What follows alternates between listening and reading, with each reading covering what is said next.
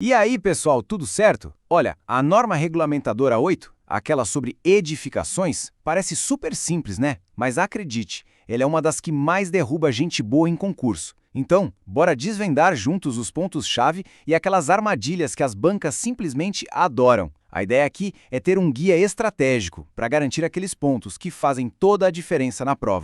E o ponto de partida é exatamente esse. A maior armadilha da NR8 é que ela parece fácil demais. O texto é direto, mas ele esconde uns detalhes que, podem ser a diferença entre a aprovação e a reprovação. Vamos entender direitinho como as bancas exploram isso e, claro, o mais importante, como a gente faz para não cair nessas pegadinhas. Para começar, vamos direto ao primeiro obstáculo de qualquer questão sobre NR8, entender onde ela se aplica. Parece básico, eu sei, mas é um ponto onde muita gente acaba tropeçando sem nem perceber. Então se liga no pulo do gato. A NR8 vale para qualquer edificação onde tem gente trabalhando. Pode ser uma loja, um escritório, uma fábrica, tudo isso está dentro. Mas, e aqui está o detalhe que cai em prova, ela não se aplica a prédios que são só residenciais. Essa diferença já foi cobrada, por exemplo, no concurso da SES Gran Rio de 2024. É uma informação que tem que estar na ponta da língua. Agora sim, vamos entrar no assunto que é, sem sombra de dúvida, o campeão de cobrança e de confusão na NR8. O famoso pé direito, ou seja, a altura do piso até o teto. A pergunta que pega todo mundo é: qual é a altura mínima exigida pela norma? Se a resposta na sua cabeça foi 3 metros, cuidado, essa resposta pode estar certa ou errada. Tudo vai depender do que a questão está pedindo. É justamente essa ambiguidade que a gente precisa dominar. E olha só que interessante a diferença crucial entre as normas. A NR8, de maneira geral, não dá um número exato. Ela joga a responsabilidade para o Código de Obras local. Já a CLT, lá no artigo 171, é bem específica, no mínimo 3 metros. Entender quem diz o quê é o grande segredo para não cair nessa. E esse esquema aqui é praticamente o mapa da mina. A resposta certa sempre vai depender da norma que a questão citou no enunciado. Se a pergunta for sobre a NR8, a resposta vai ser algo como conforme o Código de Obras. Se for sobre a CLT, aí sim, 3 metros. E ainda tem a NR24, que traz detalhes para banheiros e dormitórios. Então, memorizar esse quadro é fundamental. Beleza, superado o pé direito, bora para outra área que é um prato cheio para as bancas. As regras sobre circulação de pessoas e, principalmente, a prevenção de quedas dentro das edificações. Olhando essa imagem, a gente vê um exemplo claro de algo que não pode acontecer. O item 8.3.2.2 da norma é muito claro. Qualquer buraco, qualquer abertura em piso ou parede tem que ter proteção.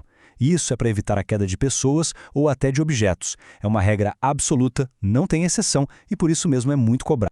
Agora, atenção máxima nessas duas palavrinhas aqui. De acordo com o item 8.3.2.3, essas estruturas todas têm que aguentar as cargas permanentes e móveis. Pode parecer um detalhe bobo, mas essas duas palavras já apareceram iguaizinhas na alternativa correta de várias questões. É aquele tipo de detalhe que a banca sabe que a gente pode deixar passar. Olha aí, outra pegadinha clássica. A norma exige que todo piso seja antiderrapante? Não. A exigência é condicional, ou seja, ela só vale onde houver risco de escorregamento. Se a questão vier com uma afirmação do tipo todos os pisos devem ser, já pode desconfiar, porque provavelmente está errada. É essencial prestar atenção nessas condições. E essa mesma lógica, essa ideia do depende, continua quando a gente fala da proteção contra o tempo, sabe? Chuva, sol, aqui também tem um monte de armadilha condicional. E, de novo, a palavra-chave é a condição. Os pisos e as paredes precisam ser sempre à prova d'água? A norma diz quando aplicável. Isso quer dizer que não é uma regra para todo e qualquer lugar, mas só onde for tecnicamente necessário. É o mesmo raciocínio que a gente viu na regra do piso antiderrapante. Ok, mas então o que é obrigatório sempre, sem desculpa? Para fazer esse contraste, a gente vê aqui o que não tem condição. Cobertura para proteger da chuva, um bom controle da insolação para não virar uma estufa nem uma caverna, e as partes de fora seguindo as normas técnicas. Isso sim é obrigatório. Saber separar o que é condicional do que é absoluto dá uma vantagem enorme na prova. Muito bem, a gente já viu os detalhes, as pegadinhas e os pontos que mais caem. Agora é hora de juntar tudo isso numa estratégia de análise que vai servir para qualquer questão sobre a NR8 que aparecer na frente. Então, na hora da prova, o checklist mental é esse aqui. Primeiro de tudo, qual norma a questão está cobrando? Isso muda tudo, principalmente no caso do pé direito. Segundo, Viu uma palavra como sempre ou nunca? Desconfie na hora. Terceiro, procure ativamente por aquelas condições, o onde houver risco, o quando aplicável.